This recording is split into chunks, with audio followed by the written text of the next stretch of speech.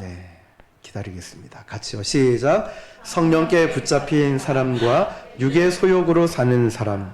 다시요. 시작. 성령께 붙잡힌 사람과 육의 소욕으로 사는 사람. 아멘. 자, 오늘 로마서 5장까지 우리가 말씀 보기 위해서 사실 로마서는 이렇게 논문 형식처럼 이런 역사적 현실을 담아 있다 보니까 좀 딱딱하고 어려움이 느껴질 수가 있습니다. 그래서 지난 시간 말씀까지 복습을 하고 또 오늘 5장 말씀을 보도록 하겠습니다.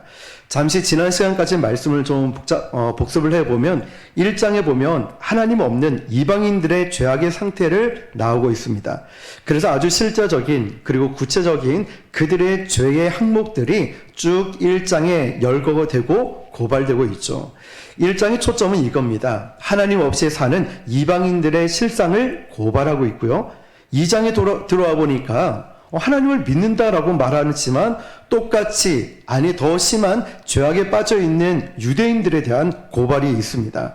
그들은 하나님의 은혜로 주신 모든 것들을 은혜로 이해하지 못하고 오히려 자기들의 조건과 행위로 이해를 해서 긍지, 자랑으로 삼았다는 거죠. 하나님이 은혜로 주신 걸 말이죠. 그래서 은혜가 자랑이 된 정통 유대인들에 대한 교묘한 죄악들을 성경에서 고발하고 있습니다. 그래서 3장은 넘어가 보면 전체 주제가 의인은 없나니 하나도 없다. 자, 이방인이나 너 잘났다라고 말하는 유대인들이나 똑같은 죄인이다. 의인은 없나니 하나도 없다 고발을 하죠. 그러면 어떻게 할 것인가? 그래서 율법 외에 한 의가 나타났으니 율법과 선지자들에게 증거를 받은 것이라 곧 예수 그리스도를 믿음으로 말미암아 모든 믿는 자에게 미치는 하나님의 의인이 차별이 없느니라. 이러면서 3장이 마쳤습니다. 자, 이렇게 1장, 2장, 3장을 걸쳐 쭉 설명한 내용을 4장에 지난 시간 나누었죠. 주제별로 항목별로 그럼 믿음이 도대체 뭐냐? 자, 이방인도 죄인이고 유대인도 죄인이고 모든 사람들이 다 죄인이고 의인이 하나도 없다고 했는데 그렇다면 의인은 믿음이 도대체 뭐냐라는 걸 4장에 기록을 하고 있습니다. 자, 도무지 이해가 안 된다는 거죠. 저와 많은 성도님들이 믿음에 대해서 안다고 말을 하지만 그런 한 측면의 경우만 드러내 있고 우리가 전체를 알지 못하는 경우도 있습니다. 그래서 믿음은 마치 하나님만큼이나 광대하고 넓다라고 이해하시면 됩니다. 그래서 우리는 지난 시간 아브라함을 통하여서 믿음에 대한 4가지 측면을 살펴보았습니다. 첫 번째가 뭐였죠? 시작. 아브라함은 행위로 의롭다함을 받지 않았다. 자, 그렇습니다. 아브라함은 행위로 의롭다함을 받지 않았습니다. 오직 하나님의 가리우심, 하나님의 여겨주심과 하나님의 덮어주심으로 의롭다함과 은혜를 받았다는 것이지 행위로 의롭다함을 받은 게 아니죠. 2번 시작. 아브라함은 할례로 의롭다함을 받지 않았다. 그렇습니다. 할례 사건 중심으로 해서 할례 전에 태어난 아들을 뭐라고 불렀죠? 이스마엘이라고 불렀죠. 하갈에게서 난. 그건 아브라함이 자기 실력으로 난 거죠. 할례 후에 난 아들은 약속의 아들이죠. 이름이 이삭이었죠.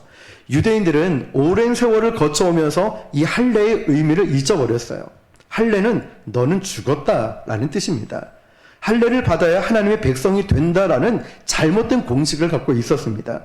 그러니까 마치 하나님의 백성이 되는 조건이 할례가 되어버렸다는 것이죠.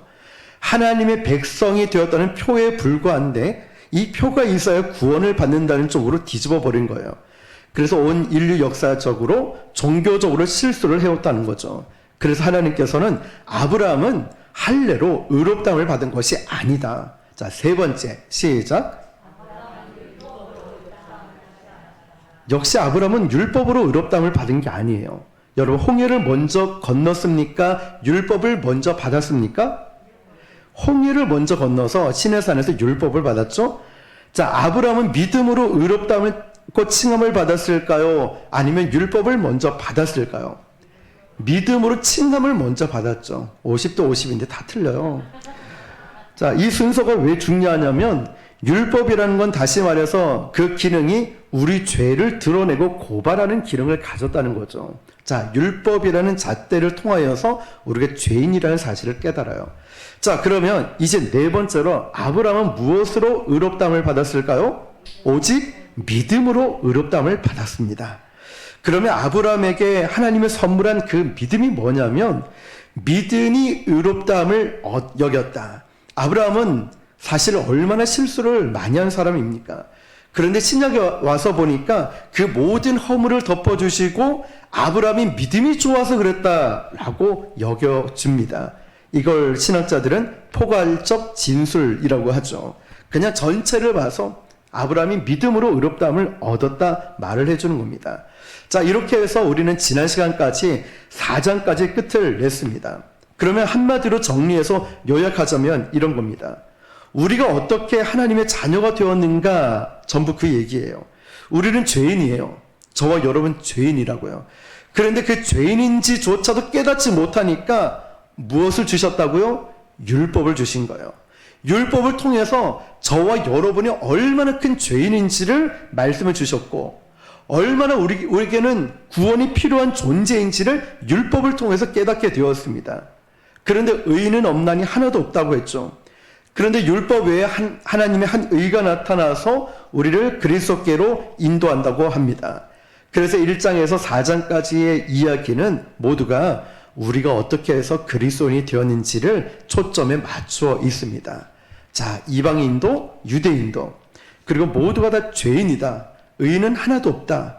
그렇지만 우리가 어떻게 그리스도인이 되었는지를 4장까지 율법을 통해 그리스도의 은혜를 구속하심을 통해서 우리가 구원함을 얻은 그리스도인이 되었다고 설명하고 있습니다. 그런데 이제 문제가 뭐냐면 이걸 교리적 용어로 칭의라고 하죠. 칭의. 이건 법적 용어입니다. 선언이 이루어지는 거예요. 우리는 그렇지 않지만 그래 너는 의인이다. 하나님이 그렇게 칭해 주시는 거예요. 저는 죄인이고 우리는 죄인이고 부족한 죄인이고 정말 부족하고 연약하지만 칭의 그렇게 여겨주신다는 선언이 된 것입니다. 우리는 하나님의 자녀가 되었습니다. 법적으로 선언되었다는 거예요. 저와 여러분의 형편, 조건, 환경과 상관없이 저와 여러분은 하나님의 자녀가 되었다고 선포가 된 것입니다. 그런데 문제가 뭘까요? 법적으로는 하나님의 자녀가 되었습니다. 이 선언이 이루어졌는데 문제가 뭐냐면 하나님의 자녀가 된 것과 별개의 문제가 또 있습니다. 뭐냐면 하나님의 자녀답게 살아가지 못한다는 거예요. 이상하네. 나는 성도예요. 또는 신도라고 말하죠. 믿는 사람. 성도는 거룩한 물이라고 하죠. 나는 성도입니다. 그리스도인이라는 거죠. 그런데 별개의 문제가 있어요. 이 성도, 그리스도인, 의인이라고 칭함을 받는 것과 별개의 문제가 뭐냐면 그리스도인다운 삶이라는 거죠. 주님은 저와 여러분을 이제 구원받는 하나님의 자녀로 선언해 주셨습니다. 그런데 이제 문제가 뭐냐면 그리스도인다움, 신앙생활, 우리가 말씀으로 살아내는 것에 대한 숙제가 남아있다는 거죠. 예를 들면 아기가 태어나면은 아이고 이 아이를 보고 동물이라고 하지 않죠. 괴물 이런 표현 안 쓰죠. 네, 아들 아니면 아이, 사람, 인간 이런 표현을 씁니다. 자, 사람이 된 거죠. 그런데 정말 사람답게 살아가는 건 또 다른 문제라는 거예요. 이 아이가 태어나고 자라나면서 사람다움, 인간다움으로 살아가는 건 또 다른 문제라는 거죠. 우리가 신자로서 성도로서 지금 우리는 놓여져 있습니다. 그래서 오늘부터 보는 본문은 5장에서 8장까지는 어떤 내용이냐면 그러면 어떻게 신자다워지는가, 어떻게 성도다워지는가를 기록하고 있다는 거죠. 그 중요한 게 바로 오늘 5장의 말씀이에요. 지난 시간까지는 이방인에 대해서 유대인들에 대해서 믿음이 도대체 뭐냐, 의인은 하나도 없는데 이런 부분에 대해서 다루었다면 오늘부터 이제 8장까지는 그럼 도대체 어떻게 신자다움, 성도답게 살아갈 수 있는가? 우리 신앙을 잘못 배우면은 정말 신앙생활을 엉망으로 하는 분이 있고 처음부터 기초가 잘 된 분들에게 신앙의 교육과 양육을 받으면은 태도가 다르죠. 신앙생활이 달라지는 걸 봐요. 정말 실제로 전도를 잘 하시는 분 옆에 앉아서 보면 맨 앞자리, 금자리라고 하죠. 그 자리에서 뜨겁게 기도하고 뜨겁게 예배 드리는 분이 전도하면 똑같이 따라가고, 저 우리 교회 말고요, 저 중층에 앉아서 핸드폰하고 놀고 자다가 주무시다가 가시는 분들 보면 전도 대상자도 예배 이렇게 드리는구나 이렇게 해서 가는 분도 있다는 거예요. 그러니까 우리 예배 태도가 굉장히 중요하겠죠.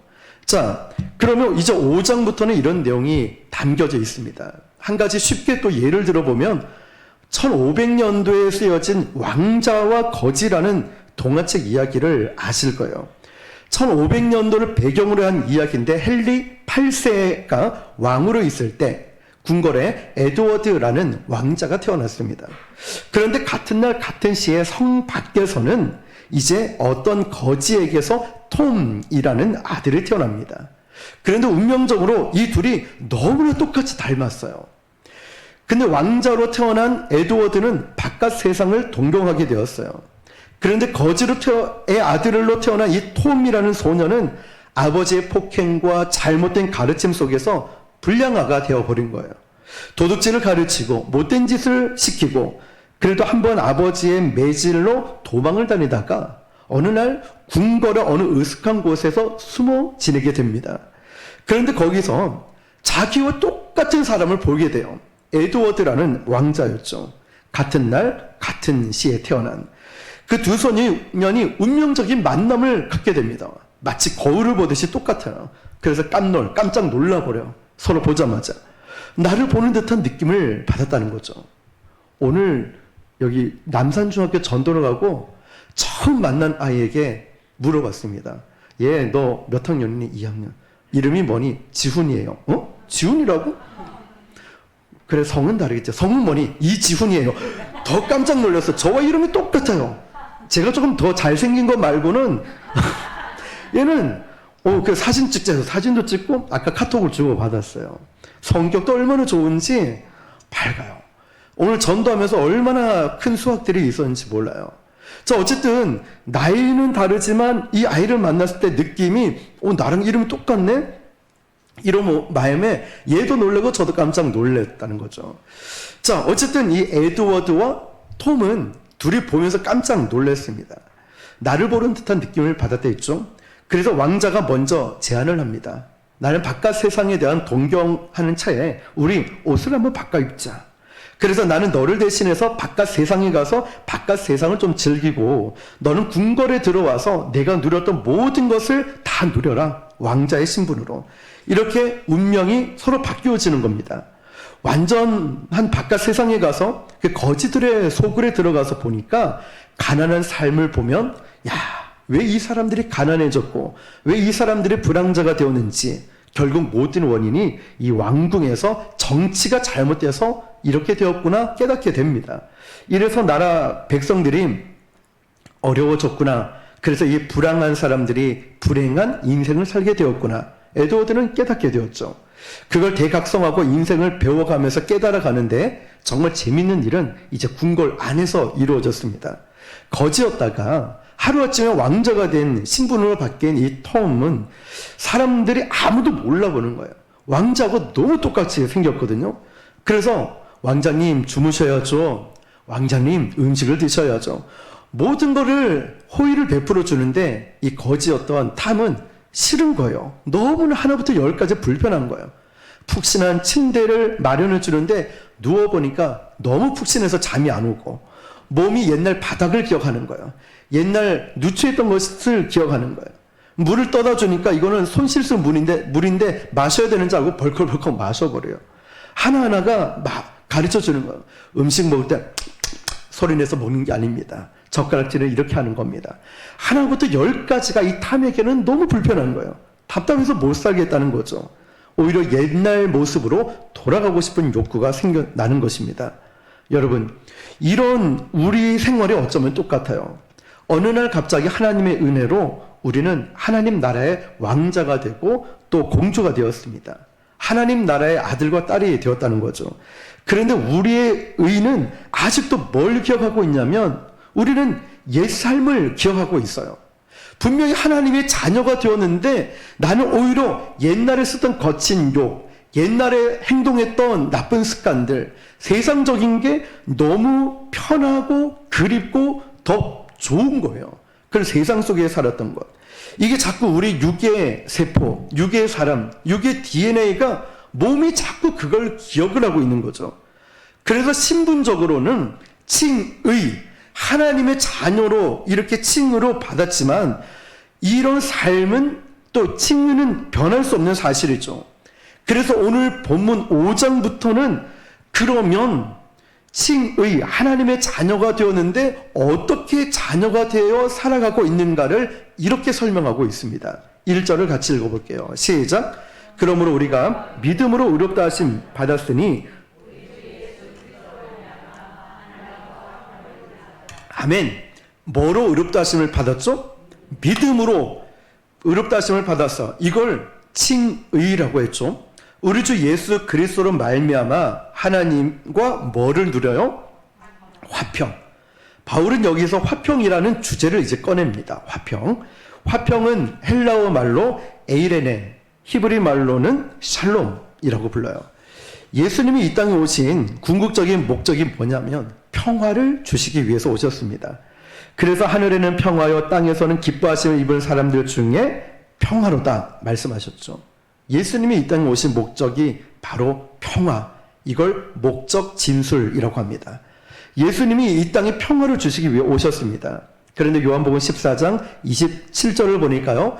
예수께서 말씀하시기를 내가 너희에게 평화를 끼치노니 내게 주는 평화는 세상이 주는 것과 같지 아니하니라. 자, 이 말씀은 어디를 염두에 둔 발언이냐면 이 당시 로마 제국에도 평화라는 게 있었습니다. 그런데 여러분, 이 당시 로마 제국의 이 평화는요, 이 로마가 제공하고 있는 평화 때문에 이 백성들이 신음하고 있어요. 왜냐하면 로마에서 제공하는 평화는 어떤 평화였냐면 힘이 가져다주는 평화였어요. 그러니까 이거예요. 꼼짝마. 어떤 나라도 로마에게 덤빌 나라가 없었습니다. 그래서 세상은 딱 질서가 잡히고 조용했죠. 그러니까 로마가 주장하는 것처럼 팍스 로마라고 불러요. 평화의 제국이 되었습니다. 그런데 그 평화의 기초가 된 게 뭐냐면은 힘, 물리적인 힘이 기초한 평화였다는 거예요. 그래서 물리적인 힘의 균형이 무너지고 기울어지면 어떻게 되냐면 금방 분쟁이 일어나고 전쟁이 일어나는 거예요. 이게 물리적인 평화를 말하는 거예요. 온전한 평화가 될 수 없어요. 자, 여러분. 그래서 예수님은 요한복음 14장에서 내가 너희에게 평화를 끼치노니 내가 주는 평화는 세상이 주는 것과 같지 아니하리라 말씀하셨어요. 예수님이 주시는 평화가 뭘까요? 예수님은 절망에 빠진 인생들에게 찾아오셔서 그 죄짐을 짊어지셨고 십자가에서 그 대가를 지불하시고 자기의 중재로, 예수님의 중재로 이제 우리 죄를 다 용서하시고 하나님과 관계를 회복시킨 평화라는 것이죠. 그래서 이 평화는 우리 인간이 만들어낸 평안이 아닙니다. 누가 만들어낸 평화일까요? 예수 그리스도. 예수님이 주시는 평안이라는 거죠. 그래서 이 평안의 주도자는 예수님이십니다. 내가 너희에게 평화를 주러 왔노니. 그래서 이 평화는 우리가 만들어 놓은 평화가 아니기 때문에 성경이 뭐라고 얘기하냐면 이렇게 말합니다. 오늘 아까 1절 말씀처럼 마지막에 화평을 누리자. 화평을 누리자. 화평하라라는 명령을 하지 않았어요. 화평을 누리자. 자, 무슨 말일까요? 그 다음 2절을 보겠습니다. 시작. 또한 그로 말미암아 서 있는 이 은혜에 들어감을 얻었으며 하나님의 영광을 바라고 즐거워하느니라. 우리는 2절을 꼼꼼하게 풀어볼 필요가 있어요. 화평을 해라 이게 아니라 이미 화평케 하신 예수 그리스도를 신뢰하면서 화평을 우리 인생에 우리의 삶에서 누리라고 말씀하셨어요. 그러면 2절을 우리가 꼼꼼히 살펴볼 필요가 있는데요. 또한 그로 말미암아 우리가 믿음으로 서 있는이라는 말은 왕 앞에 우리가 지금 들이밀어지고 있는 이 장면을 말하는 거예요.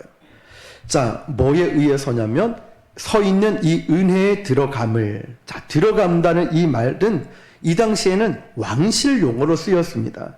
왕 앞에 들어갈 때 쓰이는 용어였다는 거죠. 왕 앞에 가까이 가다, 들이민다, 들어간다. 왕 앞에 가까이 들어간다는 거예요. 그래서 은혜의 들어감을 얻었다라고 했어요. 자, 그러면 그 전 단계 우리 인생이 어떤 인생이었냐면 원래는 쫓겨난 인생이었어요. 우리는 죄 때문에 쫓겨난 인생이었는데 지금 왕실 용어를 쓰면서 너희는 그로 말미암아 믿음으로 서 있는 그 은혜로 들어간다는 거예요. 왕 앞에. 어떻게요? 우리 존재는 쫓겨난 존재거든요. 그 말씀이 창세기 3장 23절 4절인데요. 같이 읽어볼게요. 시작. 여호와 하나님이 에덴 동산에서 그를 내보내어 그의 근원이 된 땅을 갖게 하시니라. 이같이 하나님이 그 사람을 쫓아내시고 에덴 동산 동쪽에 그룹들과 도는 생명나무의 길을 지키게 하시느니라. 아멘. 범죄에서 타락한 아담과 하와를 하나님이 에덴 동산 하나님의 왕국에서 쫓아내셨습니다. 그래서 인생은 쫓겨난 인생이었어요. 분명히 그렇게 되어 있죠. 그 사람을 쫓아내시고 뭐 하게 하셨냐면 다시 23절을 보니까요. 여호와 하나님이 에덴 동산에서 그를 내보내어 그의 근원이 된 땅을 갈게 하시느니라. 자, 그때부터 인생은 자기가 먹을 것, 자기가 일해서 자기가 수고하고 자기가 땀을 흘려서 먹고 살도록 저주를 받았습니다. 이때부터 인간은 고난과 역경과 환난이 시작된 거예요. 이렇게 에덴 동산에서 인간이 쫓겨났었습니다. 이때부터 하나님과의 단절이 찾아온 거죠. 이때부터 인간에게 고난과 질병과 또 사망과 죽음이 찾아왔어요. 인간은 눈이 멀어지고 감각을 잃어버린 채 방황하는 나그네처럼 살아가게 된 거예요. 어디가 길인지, 어디가 진리인지, 어디가 안전한지 전혀 깜깜한 인생 속에 살아가게 되어 있었습니다. 그러다가 어느 날 죄인지도 모르고 살아온 이 상태에서 누가 찾아오셨냐면 예수님이 찾아오신 거예요.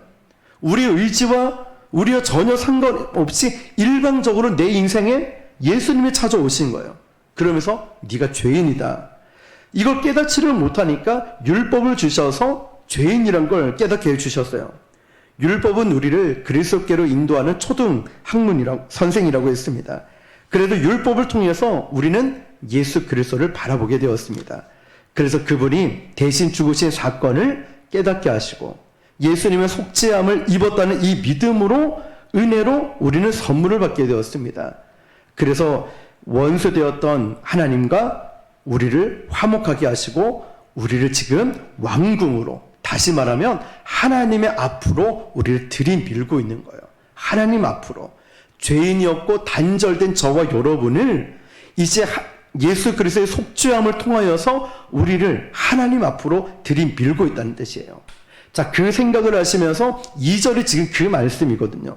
그런 의미에서 2절을 다시 한번 읽어볼게요. 시작. 또한 그로 말미암아 우리가 믿음으로 서 있는 이 은혜에 들어감을 얻었으며 하나님의 영광을 바라고 즐거워하느니라. 아멘. 자, 들어감이라는 말 뜻이 왕실 용어였다는 거죠. 이 말입니다. 여러분, 대통령 직무하는 지금은 청와대가 이제 개방이 되었지만 더러는 청와대에 잘하거나 특별한 공로를 세우면 청와대에 들어갈 수는 있죠. 그런데 일반인들이 왕실에는 들어갈 수 없다고 합니다. 거의 불가능한 일인 거죠. 우리가 그 왕실에서 원래는 살도록 창조되어 있는데 쫓겨났어요. 죄 때문에.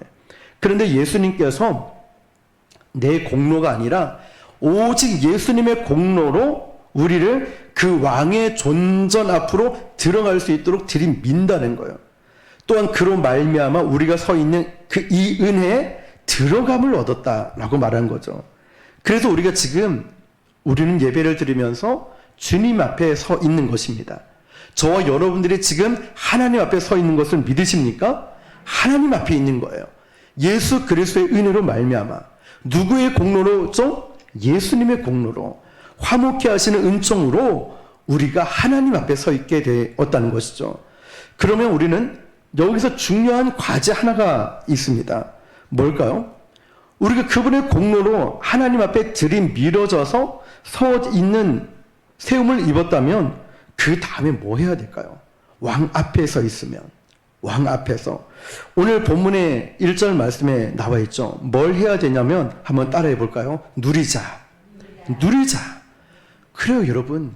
이제 화평을 누리자라고 되어 있는 것처럼 이제는 누려야 된다는 거예요. 내가 칭의 하나님의 자녀가 되었고 이제 예수님이 십자가의 공로로 말미암아 내가 죄 사함을 받았고 하나님의 존전 앞에 있다면 이제는 우리가 해야 될 거는 누리라는 거예요. 나는 죄 용서받은 하나님의 자녀이다. 하나님의 자녀답게 이제는 누리면서 살아가라는 거예요. 계속 얽매여 있고 나는 부족합니다. 연약합니다. 할 수 없습니다. 이런 것이 아니라 누리며 살아가라는 거죠. 뭘 누릴까요? 무엇을 누려야 될까요? 하나님의 풍성함과 하나님의 은총을 누리면서 살아가야 된다는 거예요. 우리는 너무나 매여 있습니다. 일에 매여 있고 사람 인간 관계에 매여 있고 물질에 매여 있고 아픔과 슬픔과 상처에 매여 있다는 거예요. 근데 자꾸만 그걸 곱씹으면서 되새김질을 하면서 그 아픔을 묵상을 합니다. 하나님은 이미 예수 그리스도를 통하여서 우리에게 자유함을 주셨거든요. 기도할 때도 찬양을 할 때도 말씀을 볼 때도 우리에게는 자유함을 줬는데 자꾸만 거기에 얽매여 있고 누리지를 못하고 있다는 거예요. 한번 내 자신을 잘 생각해 보세요. 나에게 주신 하나님의 은총, 풍성한 은혜가 있는데 왜 내가 누리지 못할까요?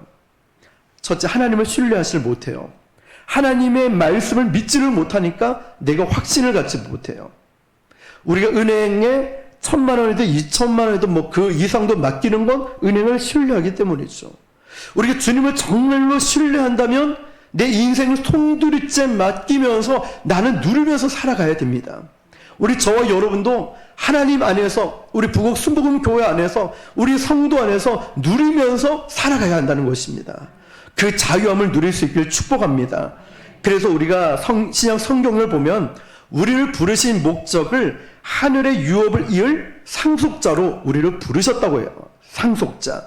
먼저 누리기에 앞서서 뭘 해야 될까요? 이제 중요한 과제가 하나 남습니다.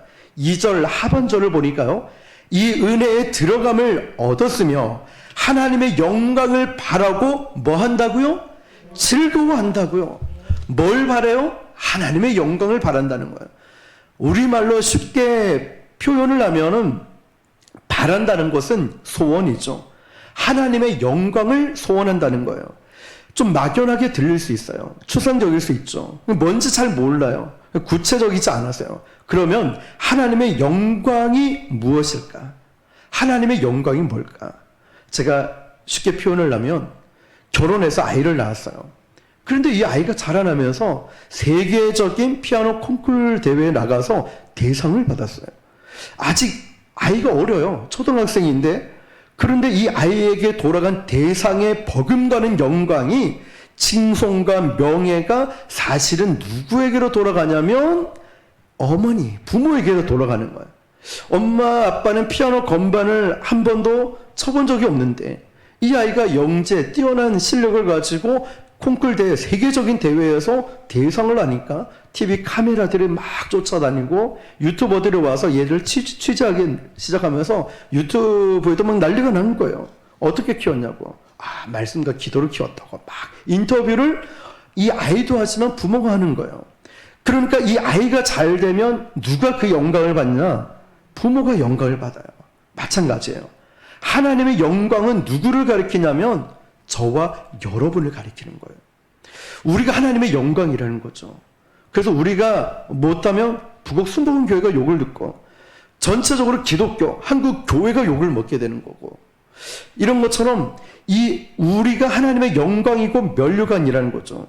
그러니까 그렇다면 하나님이 우리 각자를 소명 불러주시고 또 우리 각자에 대한 인생의 그림이 있어요. 조감도, 빅픽처가 있다는 거예요. 저와 여러분을 향한. 하나님께서 저와 여러분이 이 땅에 살아가면서 완성해야 될 그림들이 있어요. 이걸 사명이라고 하죠. 목적이 있단 말이에요. 근데 인간적인 눈으로 보면 내가 뭐 스펙이 좋냐, 돈이 많냐, 잘 사냐, 뭐 별로 내세울 게 없는 인생일지 몰라도 지난 주님 말씀처럼 너는 내 것이라고. 우리 주님이 내가 너를 지명해서 정확하게 이름도 알고 정확하게 내가 있는 곳을 알고 내가 너를 지명하여 불렀나니 너는 내 것이라고 우리 주님 말씀하셨죠. 하찮은 존재가 아니라는 거예요. 저와 여러분은 이 땅을 살아가면서 세상적인 기준이 아니라 하나님의 기준으로 봤을 때는 하찮은 존재, 쓸모없는 존재가 아니라는 거예요. 예수님만큼이나 소중한 존재라는 거예요. 그 값어치가 있는 너무나 소중한 존재라는 거예요. 바로 그 주님이 말씀하시는 거예요. 그냥 우리를 내버려 두는 인생이 아니라, 무관심하게 두는 인생이 아니라, 단 한 사람도 그냥 대충 세워지는 인생이 없다는 거예요. 다 하나님의 목적이 있고요. 하나님의 소중한 영광을 위해서 창조하셨어요. 그래서 저는 여러분 한 분 한 분이 너무나 귀합니다. 너무나 소중하고, 잘하든 못하든 연약하든 강하든 저는 너무너무 소중해요. 부족하지만 저도 그런 마음이에요. 하물며 우리 하나님은 어떻게 보실까요? 저와 여러분들을 보실 때 외롭지 않아요. 고독하지 마세요. 힘들어하지 말고, 두려워하지 말고, 울지 마세요. 우리 주님이 숨소리가 느껴질 만큼 우리 가장 가까이에서 동행하고 계셔요. 함께하고 계시고 지켜주시고 보호하고 계십니다. 사망의 음침한 골짜기로 다니도록 해를 두려워하지 않을 것은 주께서 나와 함께 하시기 때문에, 그 함께 하신 주님을 우리가 늘 함께하고 계시다는 것, 그 주님이 우리를 창조하셨고 저와 여러분을 향한 큰 그림이 있다는 거예요. 하나님께서 완성시켜 주실 목적이 있다는 거예요. 그런데 여기 보니까 하나님의 영광을 보고 뭐 한다고 기록됐냐면 즐거워하느니라. 즐겁다는 거예요. 이걸 좀 더 쉽게 표현을 하자면 영어 성경에는 이렇게 돼 있어요. 자랑하느니라. 자랑하느니라. 하나님의 영광을 보고 자랑하느니라. 하나님의 영광은 저와 여러분이에요. 저와 여러분의 행실, 저와 여러분의 믿음, 부족하고 연약하지만 너는 나의 기쁨이야. 너는 나의 자랑이야. 하나님이 저와 여러분을 보시면서 얼마나 그 기쁨을 잊기지 못하신다고 했죠. 너희 하나님 여호와가 너희 가운데 계시니 그는 구원을 베푸실 전능자시라. 그가 너로 인하여 그 기쁨을 잊기지 못하시고, 얼마나 기쁜지. 여러분 아시죠? 자녀가 있는 분들은, 저희도 이제 셋째가 갈수록 이게 몸집이 불어나면서 위로 안 자라고 옆으로 자라나는데, 잘 때 되면 통통한 꽃돼지가 돼가지고 얼마나 귀여운지 몰라요. 그러면 이제 뽀뽀를 해주고 안아주고 이렇게 귀여운지 몰라요. 이런 것처럼 우리도 자녀를 볼 때 그렇죠. 잘 때가 가장 예쁘잖아요. 잘 때 보면 얼마나 예쁜지 몰라요. 근데 하나님께서 저와 여러분을 보실 때도 너무 사랑스럽고 너무 예뻐서 그 기쁨을 이기지 못하신대요. 나를 보면서. 근데 나는 한 것도 없고 잘하는 것도 없고 나는 내세울 것도 없고 늘 죄만 짓고 불순종한데, 그런데도 하나님은 너 존재 자체로 소중하다. 너 존재 자체로 난 너무너무 이뻐서 그 기쁨을 잊기지 못하겠다고 말씀하시는 거예요. 그래서 영어 성경에는 자랑하느니라. 그러면 이렇게 우리는 논리적으로 생각할 수 있을 거예요. 그럼 하나님의 영광이 우리인데, 우리를 통해서 만들어질 것인데 그 영광을 보면서 자랑하라? 이게 좀 맞지 않는 부분들이 있어요. 자, 이런 겁니다. 예를 들면은 이제 아버지가 아들을 불렀어요. 아이를 불러서, 자, 얘야, 일로 와봐. 너 공부한다고 고생이 많지? 그래, 우리 힘든 아들, 이번 겨울방학에 아빠가 같이 유럽 여행 시켜줄게. 좀 넓은 세상 좀 보고 좀 배워. 아빠 돈 없잖아. 아빠 할 수 있어? 야, 아빠는 뭘로 보고 하는 거야? 이 정도 실력은 돼. 능력은 있어. 내 유럽 여행 시켜줄 테니까 아빠만 믿어. 이러면서 이 친구들에게 나 유럽 여행 갔다고 막 자랑을 하기 시작하는 거예요. 자, 그러면서 자랑을 하는데 가을쯤 되니까 갑자기 아빠 회사가 쫄딱 망해버린 거예요. 부도가 나는 거예요. 그럼 유럽 여행은 물거품이 된 거죠. 자, 인간이 사는 세상은 이런 일들이 가능합니다. 약속을 해놨지만 결국 실력과 능력이 없어서 하지 못하는, 자녀들에게 해주고 싶어도 못하는 상황이 됐다는 거죠. 그런데 여러분, 지금 이 말씀은 누가 목적하시고 누가 약속하셨냐면 하나님이 목적하시고 하나님이 약속하신 것입니다. 이거는 실패의 확률이 제로. 이 하나님 말씀은 말씀하는 동시에 이루어지시는 거예요. 하나님 말씀은 반드시 이루어집니다. 할렐루야. 하나님의 약속하신 거는 그냥 된 거나 마찬가지라는 거예요. 그 됐다는 뜻이에요. 내가 믿지 못할 뿐이지 하나님의 약속은 언제나 신실하시고 변함이 없다는 거예요. 시간이라는 게 중간에 개입될 뿐이지 반드시 하나님의 약속은 하나님의 때에 하나님의 방법으로 이루어지는 것입니다. 그러면 그 하나님이 우리에게 약속한 그 내 인생을 통해서 받으실 영광의 목적지를 자랑할 수 있을까요? 없을까요? 있다는 것이죠. 인간이 약속한 건 실력 뜻이 있지만 실력과 능력이 없으면 못하지만 하나님이 저와 여러분의 인생에 약속하신 목적지가 있어요. 그것이 어떤 부분인지는 우리는 잘 모를 수 있죠. 나중에 이지훈 목사가 예전에 빌리 그레함 목사님처럼 세계적인 복음 전도자가 될지, 저와 여러분들이 다음 세대를 살리면서 부산 지역을 살리면서 이 리더십으로 여성 지도자가 될지 대통령이 될지 그 목적지는 우리가 정확하게 알 수 없다 할지라도, 그러나 하나님이 나와 함께 하심을 믿고 어느 순간 하나님이 나에게 그 약속을 깨닫게 해주시는 거예요. 그것을 자랑을 할 수 있을까요? 없을까요? 있다는 것이죠. 하나님의 약속은 반드시 이루어지니까. 그래서 그 자랑은요, 두 가지의 근거를 둡니다. 첫째는 하나님의 능력, 하나님의 성품의 근거를 두는 거예요. 나에게 근거 아닙니다. 어떤 누군가에게 근거를 두는 것이 아니라 철저하게 이렇게 말씀하신 분은 누구시라고요? 하나님이신 거예요. 그러면 하나님의 신실하심과 성실하심과 하나님의 그 믿음을 가지고 나를 사랑하시는 분이라는 걸 믿고 그분이 내 아버지라는 걸 믿는 거예요. 실패가 없으신 분, 육신의 아버지와 차원이 다른 전지전능하신 분이라는 거예요. 우리는 철저하게 이 하나님의 능력에 근거한 믿음이 선포되어야 되는 거예요. 확신을 가지고 선포하는 것, 이것이 바로 우리 자랑이 되는 근거가 됩니다. 하나님은 신실하신 분이셔, 하나님은 성실하신 분이셔, 하나님의 약속을 반드시 이루시는 분이셔, 하나님은 내 인생에 대한 계획을 갖고 계신 분이셔, 그 약속하신 분이 하나님의 때에 하나님의 방법으로 이루어 주실 것입니다. 이걸 믿음으로 선포하는 근거가 된다는 것이죠. 우리의 믿음은 그분의 성품과 그분의 능력에 뿌리를 두는 것이 그 말입니다. 2절 하반절은 이렇게 되어 있죠. 이 은혜에 들어감을 얻었으며, 자, 들어감이라는 것은 왕실용어로 예수 그리스도의 은혜로 주님 앞에 하나님의 존전으로 들어감을 얻었고, 하나님의 영광은 저와 여러분 바라고 소원이죠. 영어 번역으로 자랑을 하게 되는 거예요. 그러고 나서 즐거워한다는 것이죠. 자, 여러분, 하나님의 영광, 내 인생을 통해서 받으실, 내 인생을 통해, 저와 여러분 인생을 통해서 하나님께서 성취하실 그 목적, 사명이 완성될 그 그림을 무엇으로 바라보냐?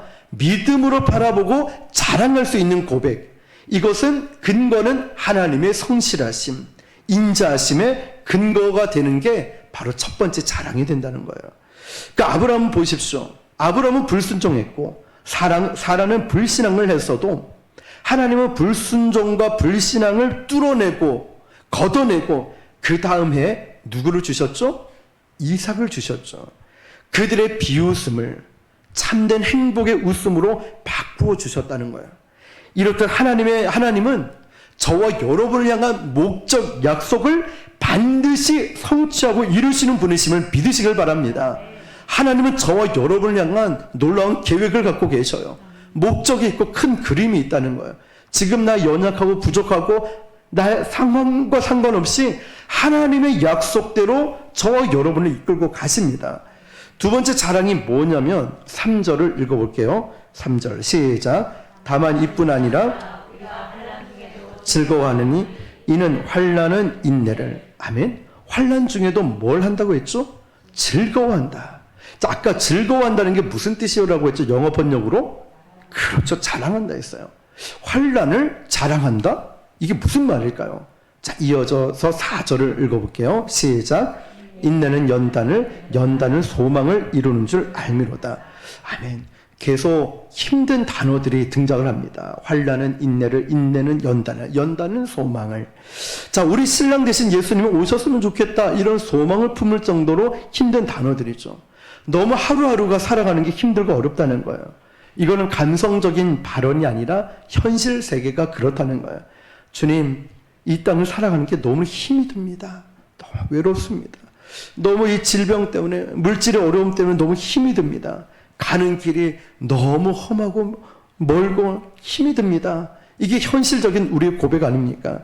그러기 위해서 우리에게 뭐가 필요하냐면 3절을 다시 한번 읽어볼게요. 시작. 다만 이뿐 아니라 우리가 환난 중에도 즐거워하나니 이는 환난을 인내를. 자, 환난 속에서 어떻게 즐거워할 수 있을까? 환난 속에서. 그런데 이건 그 말이 아니라 이 부분을 좀 실질적으로 설명해 볼게요. 사람은 환난을 통해서 진짜와 가짜가 구분이 됩니다. 평상시는 다 필요하죠. 평상시에. 이것도 필요하고 저것도 필요해요. 그래서 막 이것저것 사놓습니다. 다 필요한 것 같아서. 그런데 이번에 강원도 동해안에 산불이 났을 때 집까지 몇 대째 살아온 집까지 다 태워버렸죠. 그런데 이분들이 인터뷰하는 걸 보면 갑자기 화마, 불길이 쳐들어오니까 뭐 통장이든 뭐든 챙길 게 하나도 없고 어떤 분이 인터뷰를 보니까 진짜 중요한 걸 깨달았답니다. 진짜 중요한 게 뭐냐면 목숨이었다는 거예요. 목숨. 나머지는 있다가도 없고 없다가도 있을 수 있는데 진짜 불이 나서 집에 불이 확 쳐들어오니까 이거는 뭐 제일 중요한 건 내 목숨이었고 이 목숨 하나 가지고 뛰쳐나왔다는 거예요. 자, 이게 환난이 주는 유익이라는 거예요. 유익. 환난이 오면 진짜와 가짜가 확실하게 구분이 된다는 거예요. 정확하게 이 환난은 이런 뜻입니다. 막 짓눌러 가지고 압박을 해 가지고 그러면 거기에 진짜가 남아요. 진짜가 남는 게 인내라는 거예요. 그러니까 환난은 우리에게 어렵고 힘든 것만 생각하지 마시고 진짜와 가짜를 구별해 주는 거예요. 나의 신앙이, 나의 믿음이, 나의 신앙의 연수는 오래되고 직분은 높아졌고 그런데 내가 진짜인가 가짜인가 내 인생에 환난이 다가오면은 확실히 구분이 된다는 거예요. 그래서 우리의 시선이 이 환난을 통하여서 진짜인 예수 그리스도께로 향하게 합니다. 그런데 이게 한 번, 두 번 해가지고 되는 싸움이 아니었어요. 한두 번이 아니었어요. 그래서 성경을 보면 인내는 뭘 낳는다고 그랬죠? 연단을 낳는다 했어요. 연단이 무슨 뜻이냐면 굽어지지 않는 태도를 말해요. 사람은 여기서 유혹하면 쏙 빠지고 그럴 것 같아. 또 저기서 유혹하면 또 저쪽으로 쏙 가기도 왔다 갔다. 이렇게 인생을 왔다 갔다 하며 양다리를 걸치듯 살아갑니다. 그걸 우리는 보통 방랑한다 라고 하죠. 사무엘상 하 말씀을 통해서 우리 배웠죠. 다윗이 여러 군데를 사막의 광야에 방황하면서 미친 척하면서 지냈다가 타협했다가 막 방황합니다. 그런데 다윗이 나중에 결론적으로 시편의 문장 하나를 딱 남깁니다. 방황하다가 광야에서 뭐라고 남기냐면 여호와께 피하는 자는 복이 있도다. 여호와께 피하는 자는 내가 이것도 의지하고 저것도 의지해 봤는데 나를 정말 안전하게 해주는 것은 이 사람 저 사람도 아니었고 굴도 아니었고 바위도 피난처가 아니었다는 거예요. 여기저기 가봤자 결국 그런 끊임없는 과정을 통해서 반복되는 도망자의 이 과정을 통해서 진정한 피난처는 여호와께 의지하는 것, 하나님께 의지하는 것 말고는 피난처가 없다는 걸 깨달았어요. 그래서 시편에 그래서 여호와께 피하는 자는 복이 있도다. 다윗이 다 해봤거든요. 다 경험해 봤어요. 그게 어떻게 된 거냐면 바로 연단이라는 과정을 통해서 시선이 좌로나 우로나 치우치지 않고 일관성 있게 가게 된다는 거예요. 그런데 이 연단, 환난 이것은 한 번, 두 번으로 되는 과정이 아닙니다. 끊임없이 넘어졌다가 일어서고 넘어졌다 일어서고 죄 가운데 있다가 불순종했다가 내가 막 불신앙을 가졌다가 내가 싸우기도 했다가 화해했다가 내가 용서 못해서 분을 품다가 또 다시 화해하고 기도하고 이런 수많은 연단의 과정을 통하여서도 나는 또 넘어지는 거예요. 그쵸? 다윗도 이제 왕위에 올라와서 이제 죄를 다 회개하고 침상을 저질 만큼 주의 성령을 나에게 거두지 마시옵소서 그렇게 회개해놓고 이제 마지막 장에 와서 뭐라고 하냐면 인구조사를 하면서 또 넘어지잖아요. 마지막에 또 넘어지잖아요. 이게 인간의 모습이라는 거예요. 그러면서 처절하게 깨닫는 게 뭐냐면 나는 철저한 죄인이다. 하나님의 은혜가 없이는 살아갈 수가 없다. 예수 그리스도의 보혈의 은혜가 아니면 나는 아무것도 아닙니다. 이게 인간이라는 거예요. 주님밖에는 나를 간섭할 자가 없구나, 이걸 깨닫게 돼요. 환난을 통하여서, 수많은 연단을 통하여서. 그래서 어떤 대장장이에게, 명장인 대장장이에게 물었다 했잖아요. 금을 연단을 시킬 때 물속에 넣었다 불속에 넣었다 반복을 하는데, 나중에 기자가 물어봤다고 했죠. 언제까지 이 금을 두드려야 되냐고. 그 대장장이는 이렇게 말했죠. 내 얼굴이 비칠 때까지. 다시 말하면 언제까지 나에게 하나님 이런 고난과 연단과 환난의 시간이 있습니까? 라고 물을 때 내 안에 예수 그리스도가 드러날 때까지, 내 삶의 주님이 보일 때까지 우리는 계속해서 연단과 환난의 시간이 필요하다는 거예요. 그 시간들이 쉽지만은 않아요. 저도, 여러분, 우리 모두도. 그래서 어떤 사람은 이렇게 말할 수 있어요. 목사님, 그냥 신앙생활에 맨날 이렇게 연단만 받고 환난 속에 진짜 가짜 구별하는 게 신앙생활이라면 난 정말 짜증납니다. 그렇게 말할 수도 있죠. 맞습니다. 신앙생활이 그런 거라면, 그런 것뿐이라면 짜증이 나고 화가 날 수 있죠. 그리고 너무 무섭고 외롭고 힘든 길일 수 있죠. 그 길이 만약 나 혼자 걷는다면, 나 혼자 그 길을 걷는다면 환난의 길, 연단의 길, 시련의 길, 아픔의 길이 얼마나 힘들고 외로운 길이 되겠습니까? 주님의 십자가를 진다라고 말은 하지만 이 길이 얼마나 험난한 길입니까? 절대 혼자 못 가죠. 그래서 성경에서 오늘 우리에게 이 약속을 보장해 줍니다. 5절, 6절입니다. 시작. 소망이 우리를 부끄럽게 하지 아니함은 우리에게 주신 성령으로 말미암아 우리 마음에 부은 바 됨이니 우리가 아직 연약할 때의 기약대로 그리스도께서 경건하지 않은 자를 위하여 죽으셨도다. 할렐루야. 그렇습니다. 외로운 길이죠. 무서운 길이에요. 험한 길이에요. 그런데 우리 주님이 자, 너 혼자 가봐. 너 혼자 이 사명 감당해봐. 이러지 않으셨다는 거예요. 환난이 있다는 거죠. 연단이 있다는 거예요. 그래야 일관성 있게 그리스도를 바라볼 수 있다는 거예요. 그리고 이거 홀로 너 혼자 가봐 이러지 않고 누구를 보내주셨냐? 성령님을 보내주신 거예요. 성령님이 우리 인생에 찾아오신 거예요. 성령님이 찾아오셔서 제일 먼저 하는 일은 우리를, 내 자신을 포기하고 예수 그리스도를 깨닫게 하시고 그리스도를 주라 고백하게 만드시는 거예요.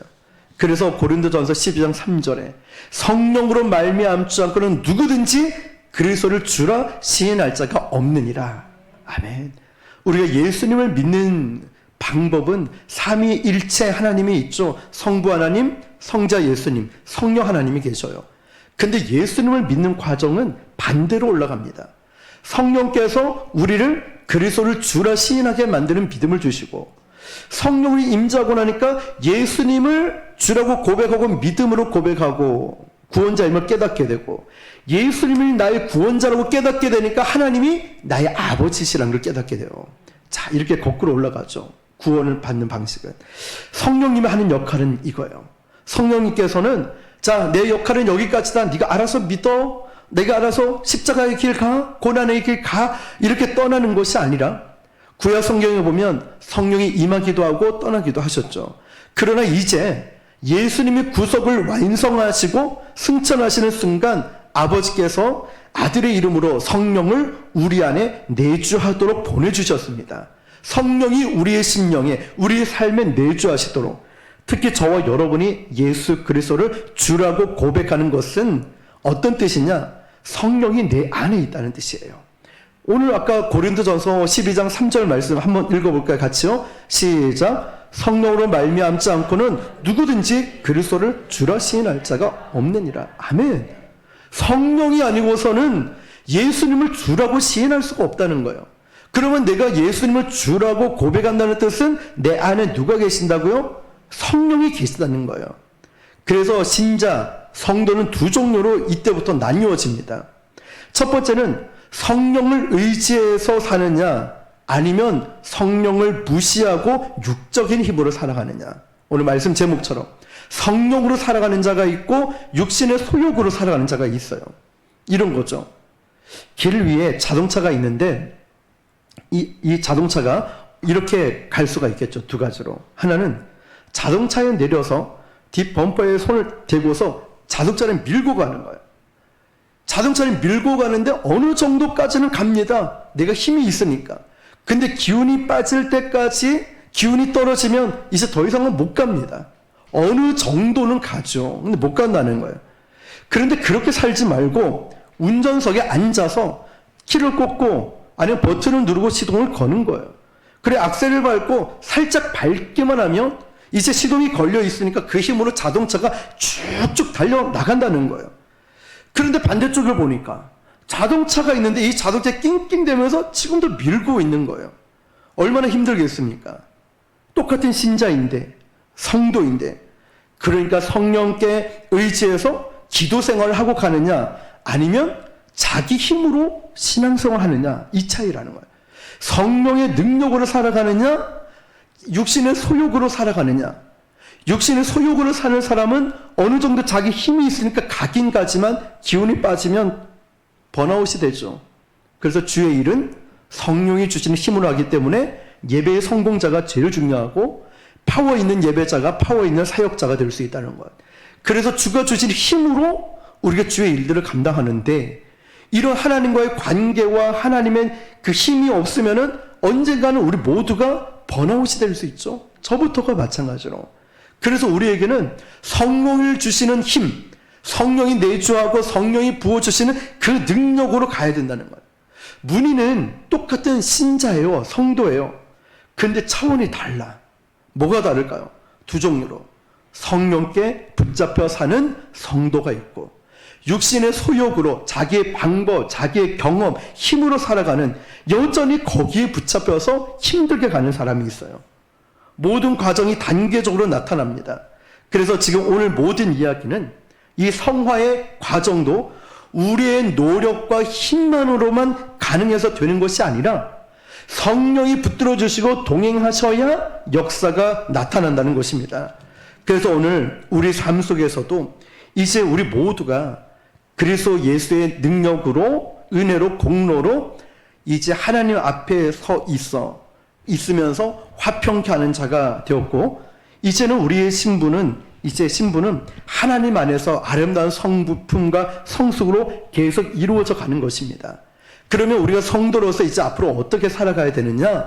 이제는 주가 주신 능력으로, 성령이 내 안에 내주하심으로, 감동케 하심으로, 성령이 주신 힘으로 우리에게 주신 사명들을 감당해 나가야 한다는 것입니다. 자, 오늘 이 5장의 말씀을 통해서 이제 내가 어떻게 살아가야 하는가? 하나님은 저와 여러분을 사랑하시며 놀라운 계획을 갖고 계시죠.